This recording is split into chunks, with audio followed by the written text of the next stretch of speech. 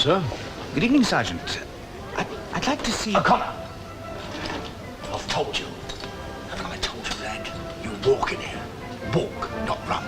Now do that for me, will you, lad? Otherwise I'll have you back on stable call. Sir? It's, Meadows. Yes, Meadows, isn't it? Sir? Do you remember me?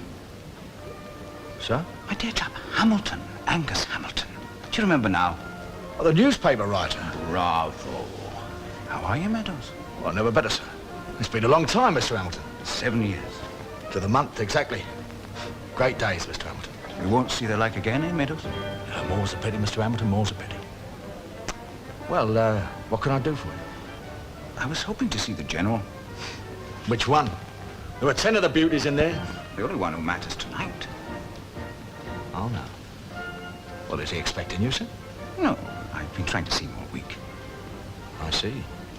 Are you going to disappoint an old comrade, Meadows? Remember Musson's Fort and my dog? Maffikin. That's right, you called him Maffikin. 3 times wounded, that hound. Look, Meadows, tuck me away somewhere discreet and I can buttonhole the General when he comes out. What do you say?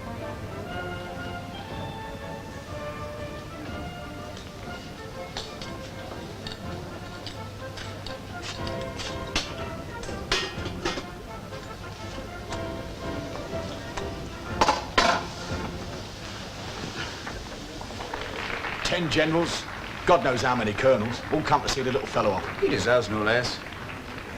I'll be lucky to find anyone to wet my whistle when I'm time expired. I won't believe that, Meadows. By God, I won't.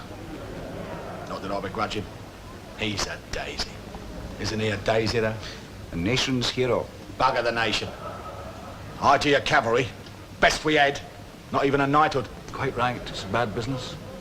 What'll he do now, Meadows? Now he's retired, I mean. He's a gentleman. Gentlemen always find something to do, don't they? Oh, gentlemen, there's one other story that I really think must be told. Now, I'm going back to Kandahar in 81. Now, some of you remember, or certainly should remember, those Saturday night concerts put on by the 13th. Best of the garrison. Quite, as you say, the best. Well, one Saturday night at the end of the interval, a general officer happened to walk up the aisle, and very pucky he was. As he walked, he ordered the chaps to sit down. Well, the CEO of the 13th, Baker Russell, that's it, jumped to his feet and offered the fellow his chair. Oh, no, said the General, I've not come here to sit down. I've come here to entertain you. So up he jumps on the stage and starts singing something from the Pirates of Penzance.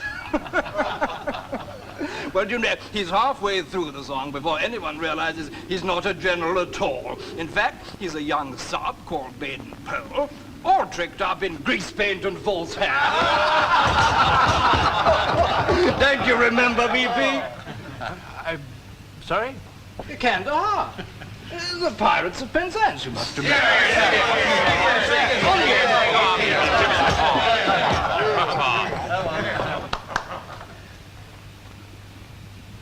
I am the very model of a modern Major General. I've information, vegetable, animal, and mineral. I know the kings of England, and I quote the facts historical from Marathon to Waterloo in order categorical. I am the very model of a modern Major General. I've information, vegetable, animal, and mineral. I know the kings of England, and I quote the facts historical from Marathon to Waterloo in order categorical.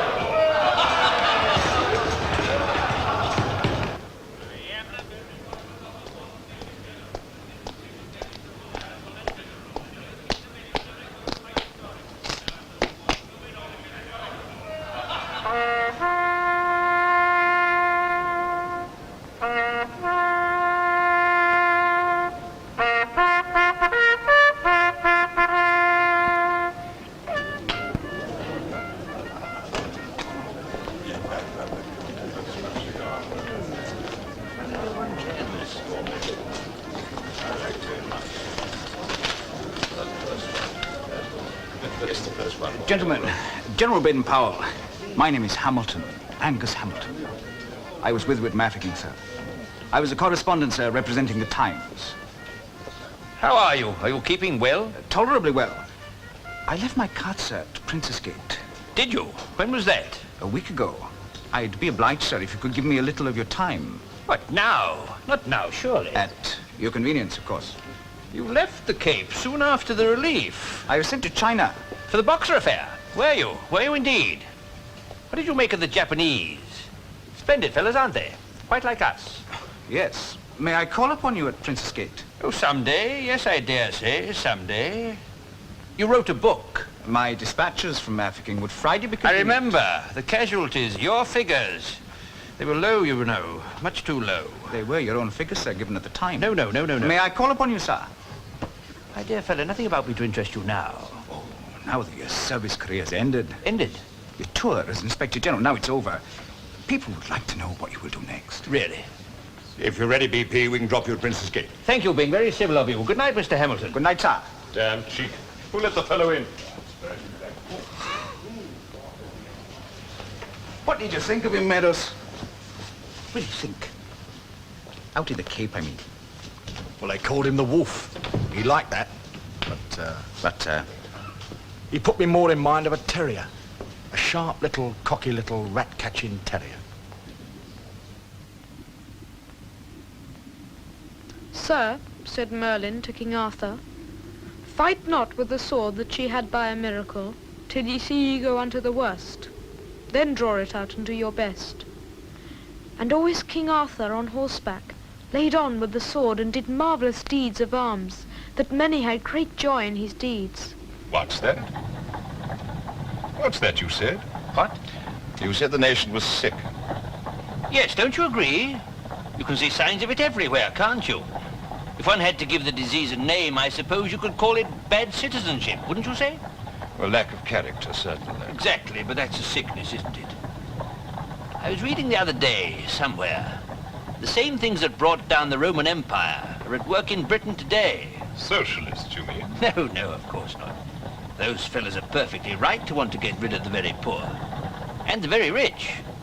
However, they want to down everybody else to pull themselves up instead of all pitching in together. You decided on politics, BP. Gracious, no. I listen to all and am persuaded by none. I believe we've all got to work together. Teach self-reliance to the young. Sort of practical Christianity that distinguishes, say, the Burmese. They're Buddhists, old chap. In theory, yes. BP, now that your tour as Inspector General's over, well, for one, I'm damn sorry the War House couldn't find something else for you to do. Other than the territorials? Have you heard? Is it, I've had a good innings, you know. Jolly good innings. Fella mustn't complain.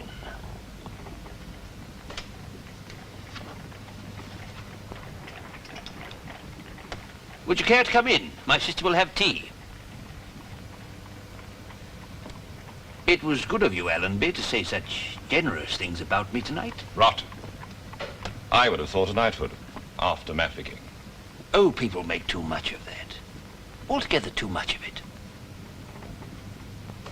Good night, both of you. Good night, BP. Good night. Thank you, Captain.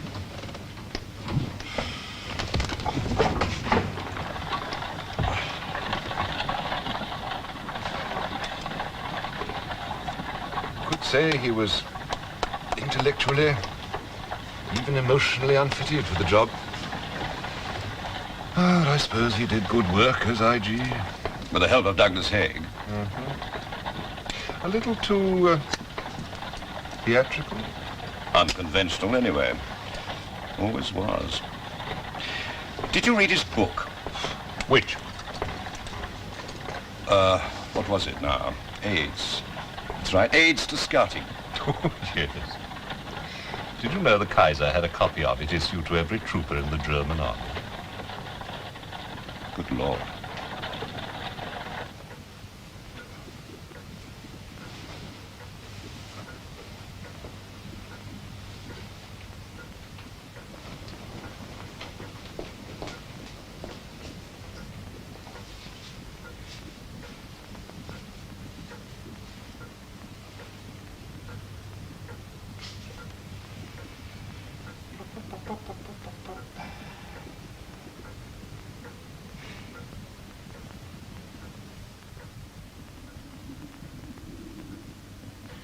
England at this period was in great danger. And some said, what is now become of our grand enterprises and our valiant captains? What a glorious expedition that was when King Edward landed in Normandy and marched through France, when he defeated the French at Crécy. Where are the knights who can do such things now? Steve, you're back. Azzy, did you wait up for me? That was very kind. We thought you'd be much later.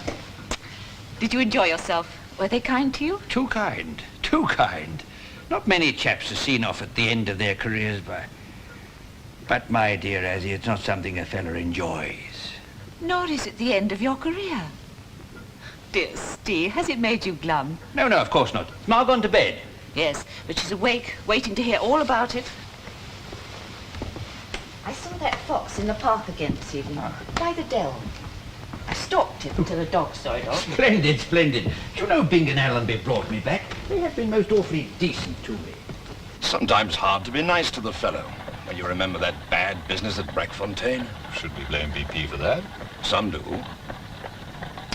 He was told to relieve the place, certainly. And assumed that someone else had done it and moved off. Didn't even wait for reports from his scouts.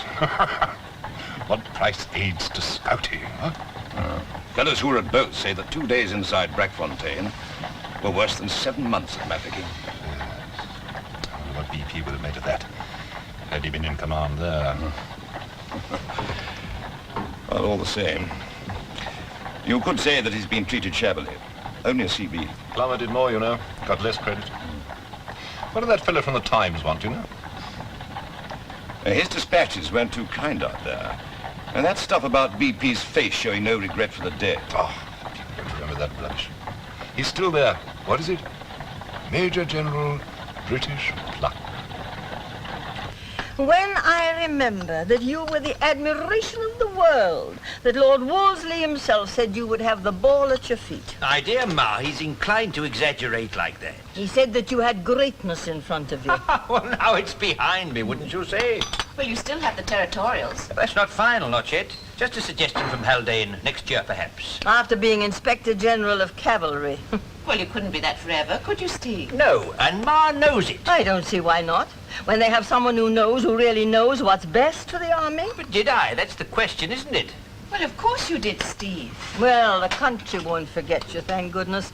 We can be sure of that. All those wonderful songs. You remember, Azzy? Ma, please. The Mafeking Waltz, the Mafeking Grand March, our hero BP. The Baden-Powell Schottische. Such terrible music, but so kind, so right. La, la, la, la. No more, Mother, please! That was a long time ago. Really, you know, 7 years. 7? Is it 7? Oh, it's only yesterday. People writing, your photograph in the shops, larger than Roberts or Buller. Are we tiring you, Ma? All those letters. It's late. You should sleep. And to let you down so badly. No one has let me down, Ma. I mean to be IG Cavalry without having been to Staff College. Or a belted earl in the family. The Badens and the Powells were always good stock. And you hitched them together. Good night, old Mother Hyphen. I wish you would marry. Oh, gracious, Ma, it's a bit late now, isn't it? Anyway, the fault's mine. Got hundreds of proposals sent to me in the Cape, all from devilishly handsome women, no doubt. Steve! Azzy, I was touched. It was kind of them. Perhaps when I was younger, but then... Then there was no money. Oh, Ma. Oh, you never complained, I know. After your dear father died, no one would have believed it possible that you and your brothers, 5 young men at an age when they might have been tempted to waste themselves on horses and wine and dinners, that you should all have shared one small purse to suit our limited income without one murmur of complaint. Oh, I am proud of you. It was your example. Always your example. Good night, Ma. Good night, Ma. Good night, Edward.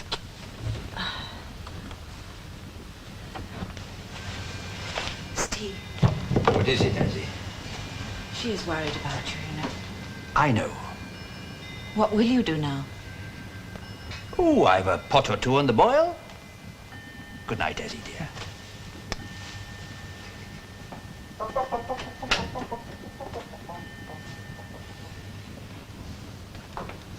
Well, the damned unpopular war by then. They always are, sooner or later. Ah, I meant that because things were going so badly, Mafeking was providential. The way people at home responded to it, you know. Getting into a fever, you mean? In support of the war? Something like that. Oh, quite. I thought he was very down in the mouth. Tonight, I mean. He got excited once. I was telling him that some years ago, I was riding home from parade when my young boy, Michael... Oh, yes. How is the lad? Splendid, thanks. He shouted at me from a tree, saying I was shot, ambushed. I looked up, and there was his governess on the branch beside him. I asked her what the devil she was doing there. She said she was teaching Michael scouting. Scouting? A governess? Do you know what she said? She said BP's book on army scouting is a textbook at her teaching college. Oh, the deuce it is. I told BP the story tonight. Thought he'd see the humor of it. But he didn't. He took it as a serious compliment and went on at great length about his own days at school. Charterhouse, wasn't it? I am Uncas, the son of Chingachgook, son of the great turtle. My race is the grandfather of nations.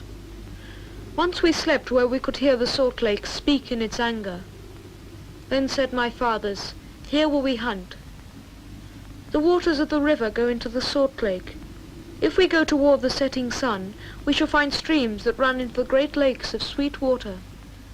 There would a Mohican die like fishes of the sea in the clear springs. Our eyes are on the rising sun and not toward the setting sun.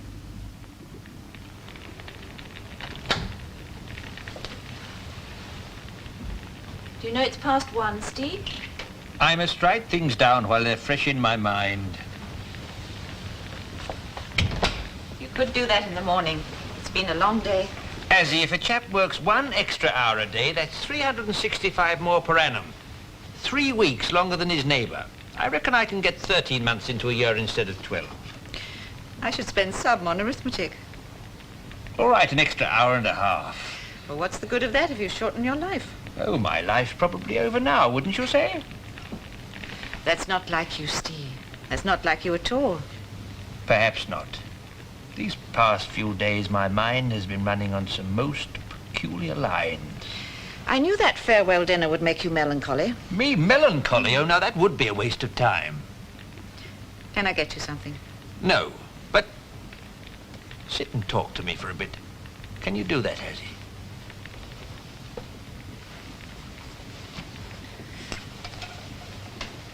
You haven't done that since we were children. Shall I tell you a campfire story? Tell me what you're writing. Oh, something for Arthur Pearson, remember? The man who's buying the Times. Man who wants to, probably will. Remarkable fella. Is it another book? You know that scheme of mine about boy patrols? And the report I did on the boys' brigade for William Smith. And aids to scouting and some of the stuff I didn't use for pig sticking. Well, after that weekend I spent with Pearson in Surrey, I decided he was the chap to publish it. What is it, Azzy? Don't you approve? Oh, I don't know, Steve. Is it Pearson? I know Chamberlain said he was the greatest hustler he'd ever known, but the man really is keen on doing something for boys in this country. Azzy, try and understand. I'm so afraid you'll make yourself ill again. Azzy, listen. Travelling round the country as IG, I was appalled. You don't know the things I saw. All those young men with hunched shoulders and narrow chests, miserable wretches smoking cigarette after cigarette, loafing about unemployed because they haven't got the will to work. Azzy, this country's in desperate need of help. I'm afraid dear old Britain's going down because our young people are weak-kneed slackers without an ounce of patriotism. Is it wrong to think I'm the chap who can help them? If I can write a book, if I can bring them together... Ma is right. You should marry and have boys of your own. Oh, Azzy, that's not it. Then don't let yourself be used by these yellow journalists. You're a bit hard on Pearson, you really are. He's a genuinely philanthropic fella, desperately interested in good causes. Oh, particularly when they help to sell his publications. Azzy, that's unfair. After your wonderful army career, India, Ashanti, they're Mafeking. Damn Mafeking! Azzy, I'm sorry. I really am most desperately sorry. Won't you get some sleep, Steve? In here, if you prefer it, on your old camp bed. All my life, there's been something to do. Something important, valuable. The army was full of opportunities. Sometimes I felt I would burst with ideas. Always something to do, not just polo or pigs, but jolly exciting adventures, challenges. And then suddenly... Steve, you're tired. I haven't time to be tired. As I was sitting there tonight, listening to those good chaps talking about me, so kindly. And afterwards a fellow from the Times. Azzy, where have they all gone these years? Remember what the Matabele called me? The wolf that never sleeps. In Pisa. I've been thinking of that, of lots of things lately. Do you know what I felt tonight, listening to those fellas? That I was a climber who'd got to the peak of this mountain called Mafeking. And there's only one way I can go now. And everybody anxious to see I get down safely. But down, Azzy. That's the point. Down.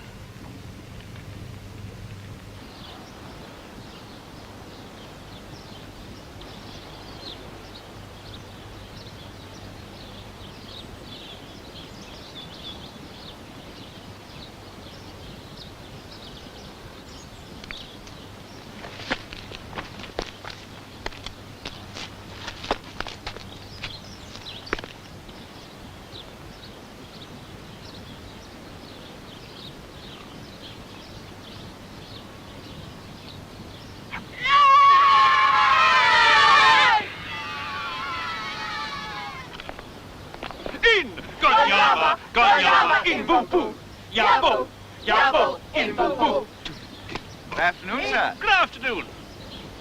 Hamilton. What do you think of my boy patrol?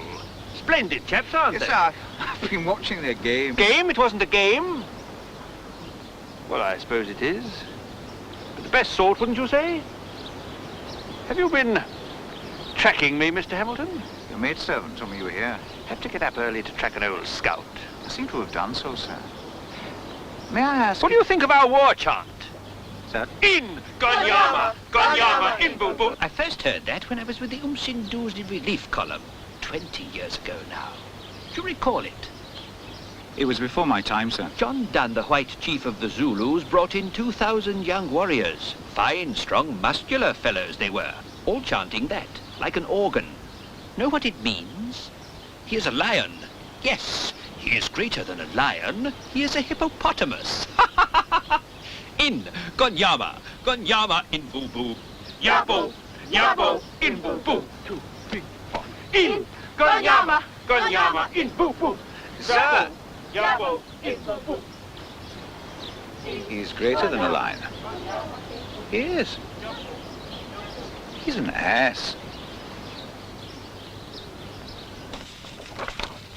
General?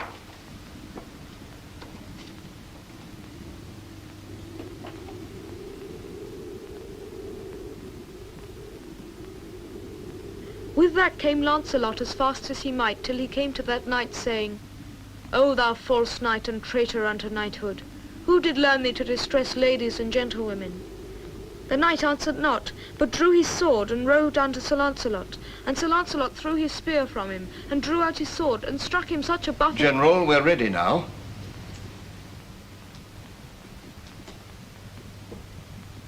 Oh, thank you for your patience, Mr. Speed. If I'd known you were unwell, sir, I wouldn't have come. A recurrent fever, that's all, it passes. I can return another day. Certainly not. Appointments have been made and must be kept. I'm a busy man, Mr. Speed, so are we both. What do you wish? At the desk, sir, as before, if you please.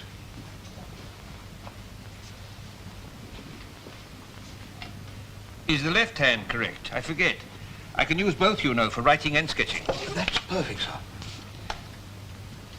There's no need to hold the pose so stiffly, General, if it tires you. Not at all, my dear fella. I've trained myself to remain stationary for some minutes. It's part of elementary woodcraft, Mr. Speed. Yes, sir. I meant that these are merely preliminary sketches. Do write if you wish, or talk if it makes you feel at ease. I have also trained myself to be at ease at all times, Mr. Speed. Of course, sir. Lack of self-control is a deterioration of character, wouldn't you say? Was the choice of this uniform correct? Perfect, General. I thought it right for a portrait. Not because I designed it myself, but the South African Constabulary was the first truly imperial corps. I was determined to make them the finest in the world as well. What do you say to that? I appeal to the British spirit already ingrained in them. The ability to play the game, Mr. Speed. What? Oh, forgive me, General. Playing the game. That's what I expected of them, as Britons and men of honor. Yes, of course. They chose their own motto, you know. Be prepared. Your initials? A coincidence. And a happy one. A splendid compliment to the hero of Mafeking. Do wish people wouldn't call me that. If only they knew the truth. The truth, General? Did I say truth? The truth is, my dear Speed, we had quite a little republic there. With me as a sort of president, tyrant, making my own laws. Postage stamps with your own portrait. They were made without my knowledge. Oh, yes, of course. I always thought it was odd that with the town surrounded by Boers, there was a regular postal service to the Cape and,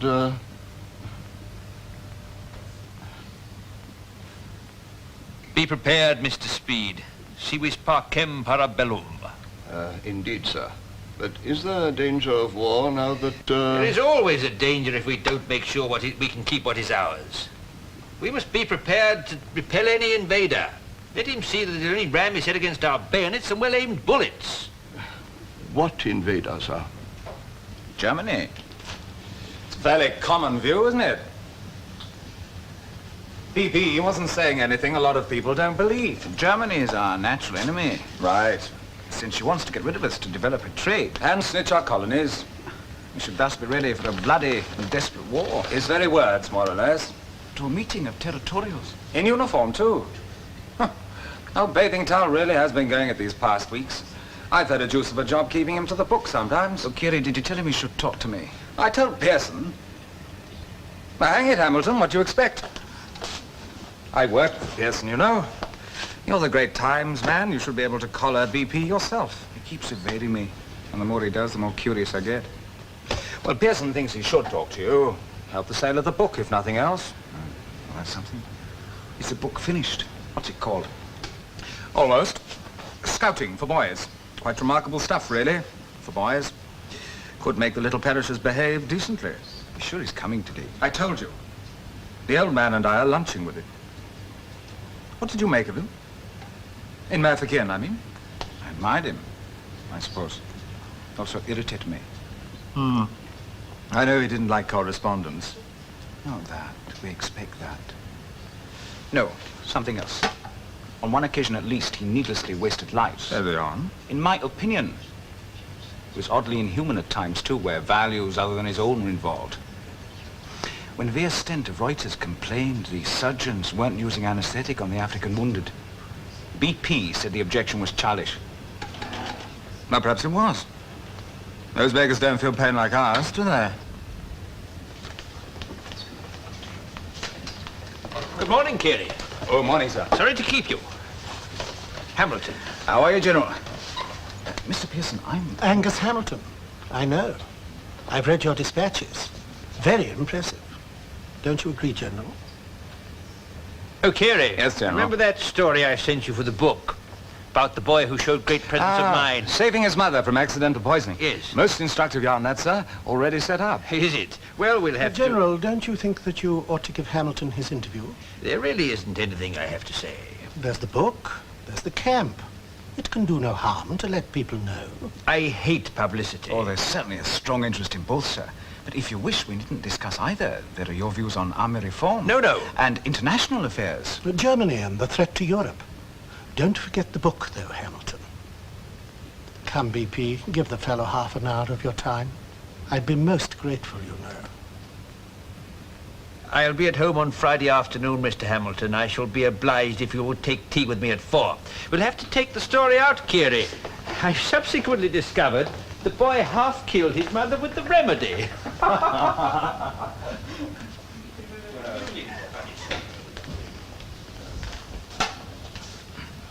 Hamilton, would you take offense at a word of warning? No. It depends what it is, eh? Well, I said that your dispatches from Mafeking were impressive.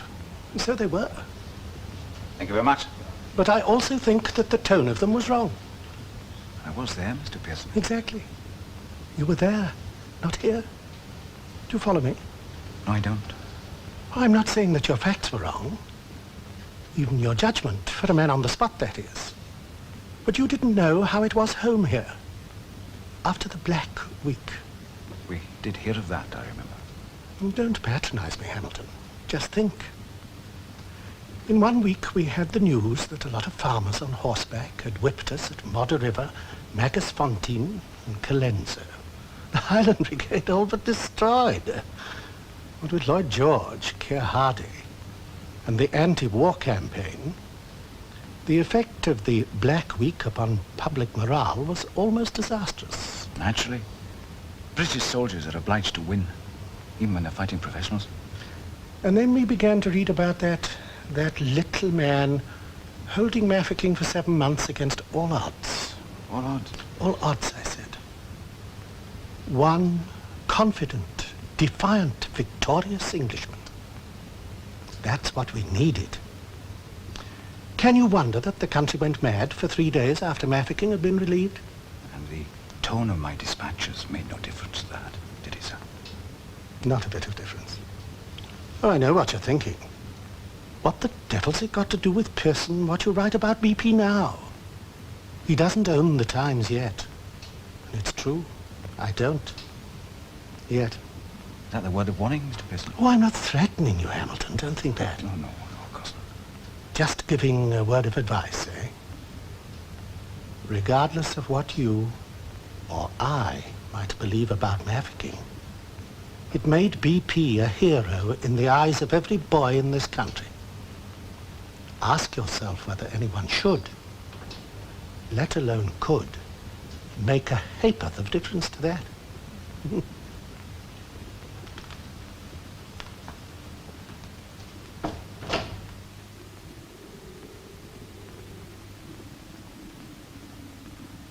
The Great Spirit gave different tongues to his red children, that all animals might understand them. Some he placed among the snows, with their cousin the bear. Some he placed near the setting sun, on the road to the happy hunting grounds. But to his most beloved he gave the sands of the salt lake. Do my brothers know the name of this favoured people? Do you remember that summer when you all came over to Charterhouse and I showed you the copse? Oh, I remember. A stand of hazel and chestnut and beech. It was a lovely place, Steve. No sugar, has he? No, Mum. I believe that was my true school, my university. I could be anything I wanted there. Trapper, Indian, brave, knight-in-arms. I learnt more than a knowledge of natural things in the copse. I think I found my soul. I've been thinking a lot about it this past year. Everything in my career seems to have grown from that taproot, from the copse when I was a boy. I thank God for it, and I want other boys, thousands of them, tens of thousands of them. Steve?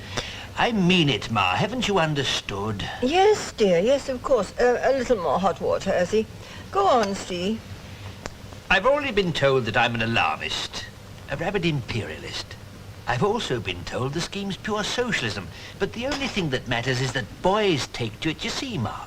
Are you sure the king can do nothing for you? Oh, good gracious, my dear old Ma, I don't want to ask H.M. for anything. Anyway, I'm talking about the boy patrols. You know I've had the idea for years, before I wrote to Thompson Seton about his woodcraft Indians. It's a splendid idea, Ma. Well, couldn't you write a paper? Get some younger man to do. I worked on the outline earlier this year. Listen.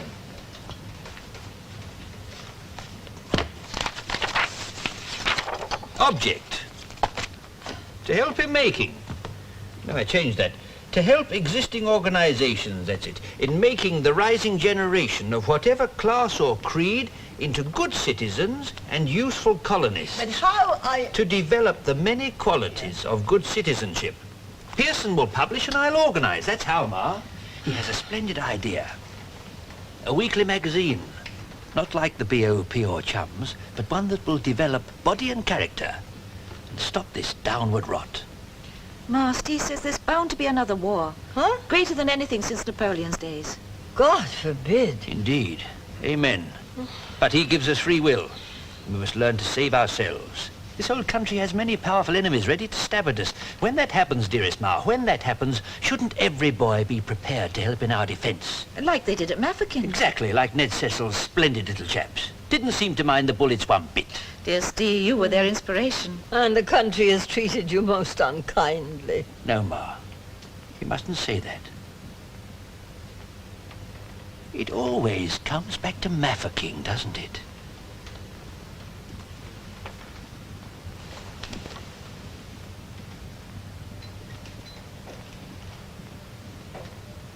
During those months there, in the bombardment and the jolly exciting sorties, I saw quite clearly that everything I'd done before had prepared me for them. There seemed to be an inexorable logic in every phase of my life. But since then, I think I've come to understand that Mafeking wasn't an end, but a beginning. That there was a purpose in it, to me. Deeply and personally. Was it part of some divine plan? Was it perhaps a call to me from God? And if so, how must I answer?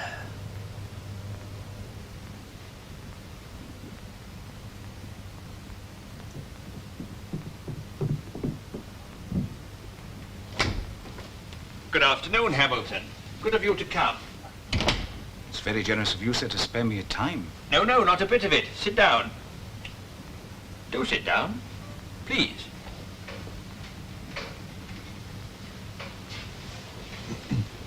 Good. Will you take tea? No. No, thank you, John. Cook has done us rather well, are you sure? Quite sure.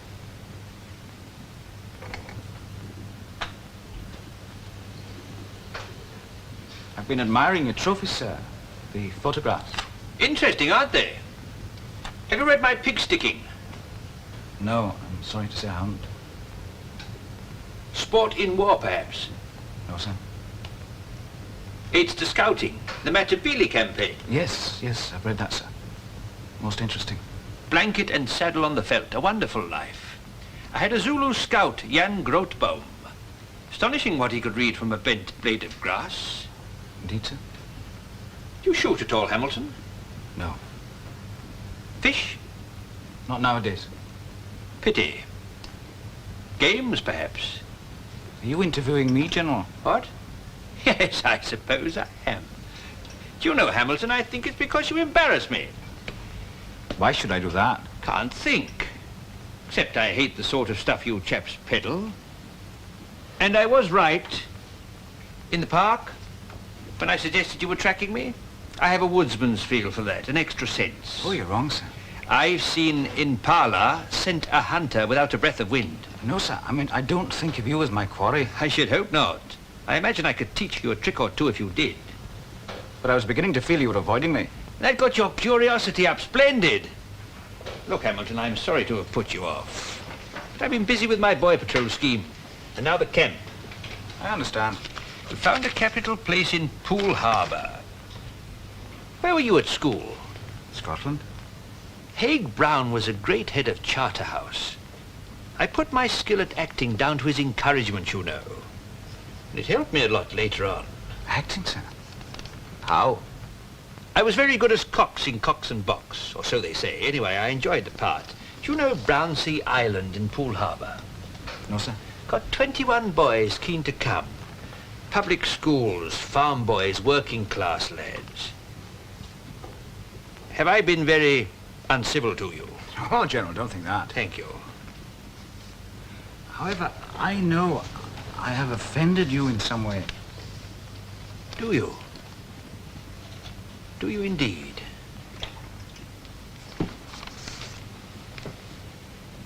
Your dispatches from Mafeking, Mr. Hamilton. At times, I thought them... To be frank, they were often critical and unsympathetic and gave the people at home a most distorted view of the... It's my recollection, sir, that my editor gave greater prominence to your reports than anything I sent him. It was not my intention that my dispatches to the War Office should appear in the Times. Yet much of your popularity was created by them. Mr. Hamilton, do you recall that you wrote of the Boers' timidity before our defences? Of the absence of any real danger or distress? Of nothing happening? It wasn't invariably the case, I admit, but as a general rule... Can you wonder I did not welcome correspondence inside the perimeter? Oh, sir, it didn't surprise me at all. I sensed their hostility from the beginning. And we, your resentment. Or some of us. General, South Africa wasn't the Crimea. The public expected newspaper reports from the front. Theatre of war is no place for civilians. Nor for some soldiers. What? What's that, sir? I'm sorry, General. It was a foolish observation.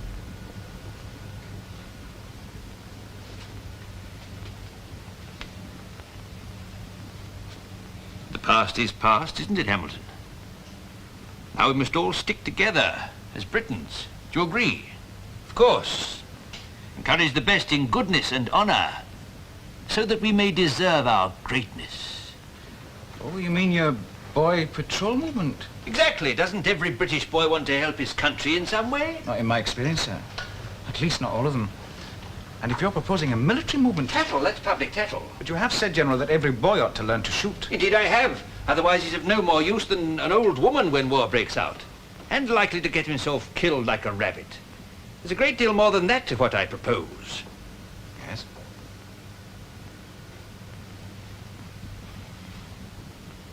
I can see an inspiring return to the age of chivalry, to those unselfish knights who were the true scouts of old England, and their followers, their patrols of esquires and men-at-arms, who stuck to their leader through thick and thin. Each man in his appointed place, playing the game by the rules, dedicated to brotherhood and kindness. Do you despise those things, brotherhood and kindness? No, sir, of course not. But you're cynical. Cynicism and defeatism are the sins of journalism. Doubt and caution. They're obligations, not sins. Do you doubt character? Are you cautious about practical Christianity? What nobler task can there be to take a boy's character when it's burning with a zest for adventure to mould him into a good Christian and valuable citizen? I will not teach him to kill his fellow man. Not to kill, to defend himself. Gracious heaven, are you a pacifist? I hope not, sir. But I'm very glad to hear it, sir. Boy must learn to be unafraid of death, wouldn't you say? We've all got to die sometime. What if we do go a year or so earlier, when by doing so we may save our country's flag?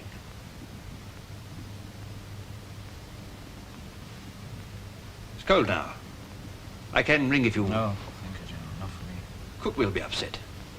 I dislike upsetting servants who do their work well.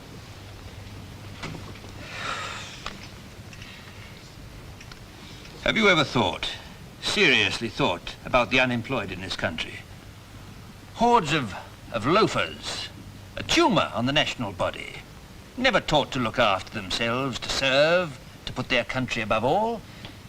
When I recall the men I commanded at Mafeking. May we talk about the investment, sir? The investment of Mafeking. It was a siege. Mr. Hamilton, you don't understand proper military terms. I try to, sir. And as I see it, investment means blockade, containment, neutralization of a position. Very good. Siege. Doesn't that convey a picture of bloody assault and desperate Not defense? quite the words a soldier would use, but yes, I suppose Now, were we under siege, 9 courses at the Mafeking Hotel at Christmas.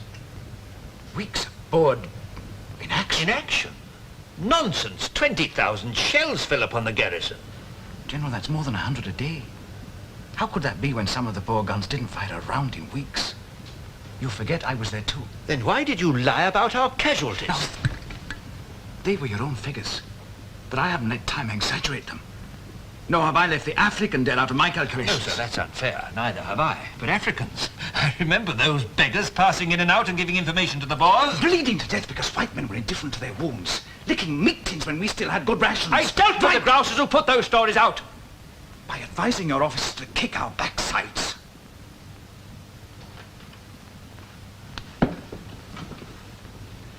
You made me angry, Hamilton.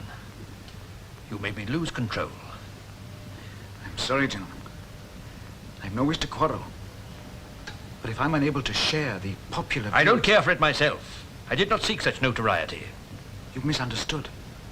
I wasn't speaking of your reputation. No, sir. You said you don't consider me your quarry. But be honest, even the meanest man dreams of bringing down a lion. A lion? Is that how you see yourself? It's a figure of speech. I'm not the only man who doubts the strategic or tactical importance you gave to the defense of Mafeking. A miserable collection of tin huts. And a railway siding. Remember the railway siding. And the siding. But even... You get your ideas of war from Lady Butler's canvases, Mr. Hamilton. Great battlefields are not designed by artists, you know. But they can be the contrivances of ambitious men. Doubtless you will explain that. I believe it was originally intended you should use your forces to defend the frontiers of Rhodesia and Bechuanaland. Indeed. Although Mafeking should have been a supply base only for those operations, you chose to be invested there. You will agree, I hope, that General Cronje did not share your view of its importance. I'm aware that he wasted a third of the Boer forces on a town that might well have been ignored. And one he could not take. But he never made a determined assault upon it. So we don't know. Do we, sir? You should have made the army your career, Hamilton. You have obvious talents for field command. I probably deserve the sarcasm, sir. But it's not the business of a journalist to accept the infallibility of the military mind. Nor to honor those who serve it well. You degrade the heroism of the men I commanded. I wouldn't do that, sir. Too many of them are my friends. Then you betray them. No, sir. But if I remember them, I must also remember the men of Ladysmith and Brackfontein who endured far more and who were not sacrificed to one man's... Why did you insist on seeing me, Hamilton? What is it you want to write about me? I couldn't advance into Bechuanaland. My lines of supply... The risk would have been too great. And the glory less. No, Hamilton, please. 4 weeks after we were relieved, you shut yourself up in Rustenburg, just as you had done at Mafeking, and you stayed there, despite Robert's orders to evacuate. It was my business to sit tight, to reduce the forces opposing Roberts.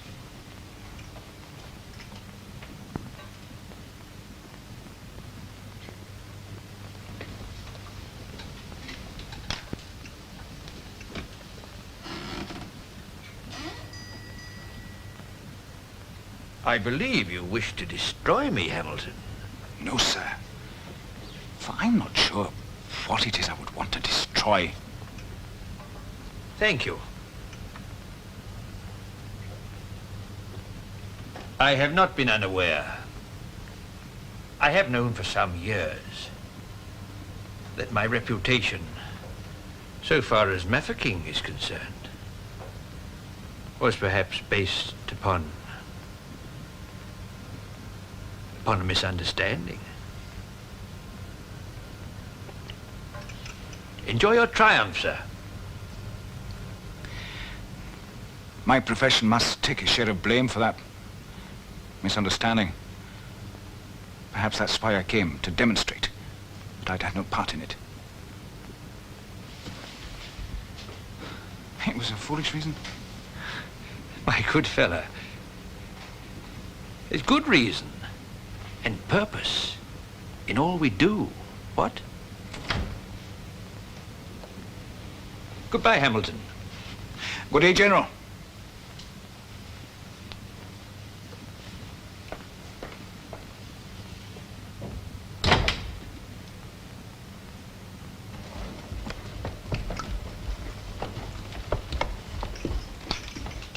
Hamilton! Sir. Come and see me again. Come to our camp. Come to Brownsea Island. Thank you.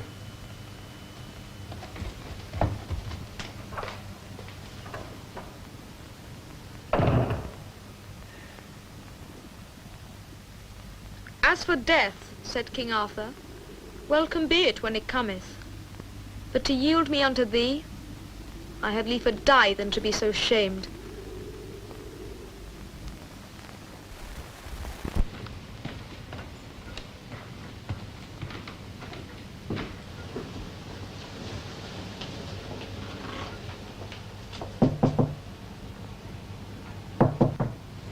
Steve, may I come in?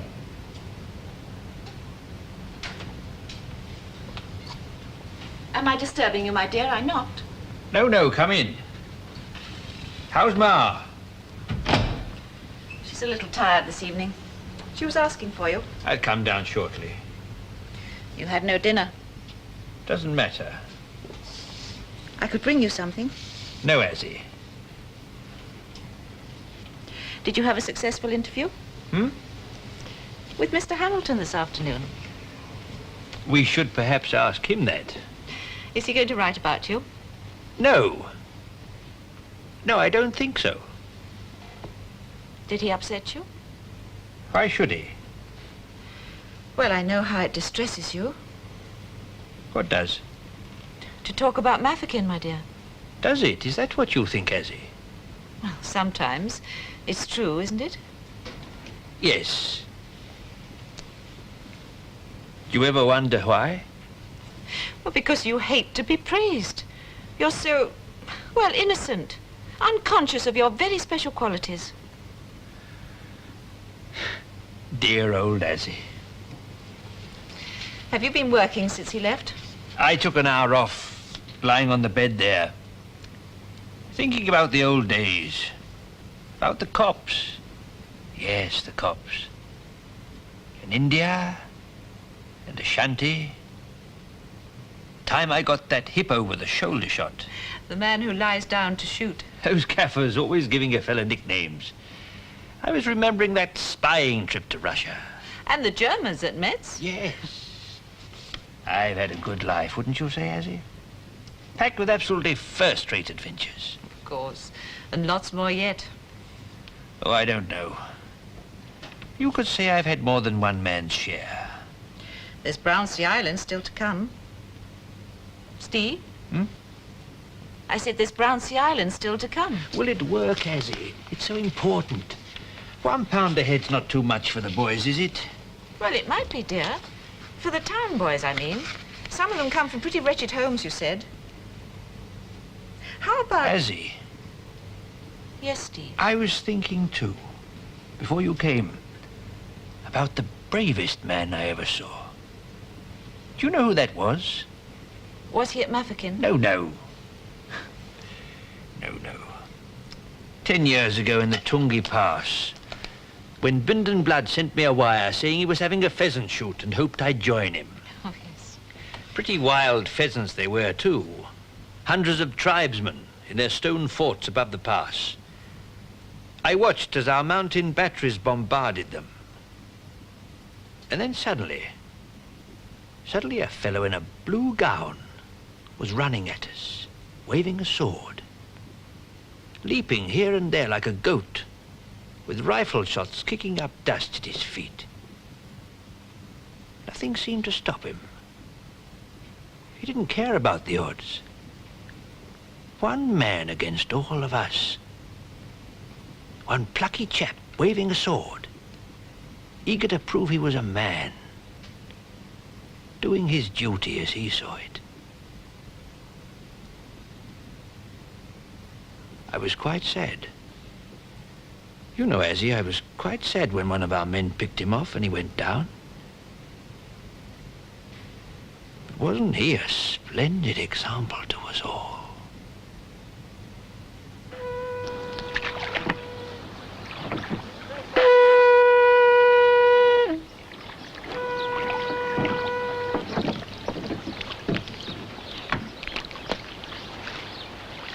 Come back for me tonight.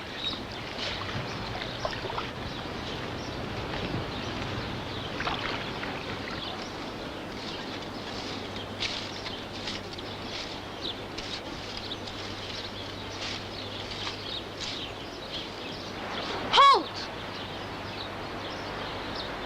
All right, I've halted. Who and where are you?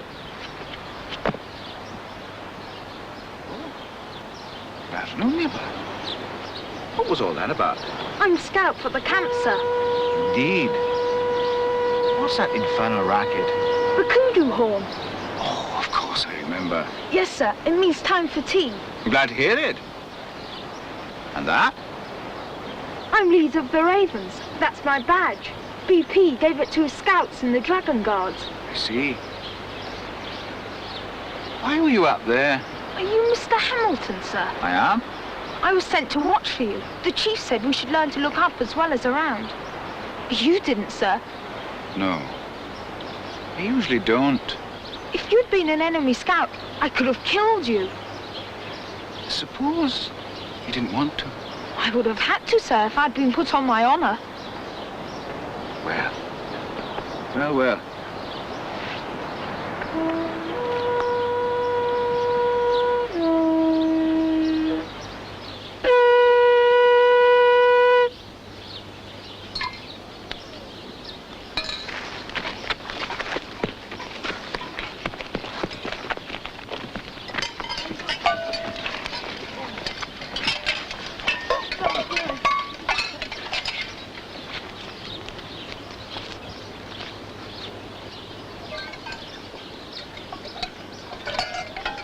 Hamilton, how absolutely splendid of you to come and see us. Your motto, be prepared, is just the same as that followed by the knights of long ago. Be always ready. The order of knights was called chivalry and was begun in England by King Arthur 1,500 years ago. When there was no war on between these knights and their enemies, they would ride about the countryside looking for a chance to do somebody a good turn, particularly a lady or a child who was in trouble. Because they wandered about in this way, they were called knight-errants. Now you patrol leaders and you chaps are just like those knights and their retainers, always keeping your honor clean, trying to help others and serve your country. You can't preach to boys. Goody-goody talk only scares away the best of them. Got to hold them by something which attracts and interests them. Then you can get them to see that because their forefathers worked and died to build our empire, they must not be wishy-washy slackers who let anybody take it away. I'm glad you came, Hamilton. You've been a great encouragement to me, you know. I can't see that, sir. Oh, yes, you have. What do you think of us? What do you think of my boy patrols? It's been years since I felt as I do now. Not since the Copse, not since Charterhouse, or my first days in the army. I should have asked you, sir, about the future. The future? There is the future, Hamilton. Isn't it a splendid thought?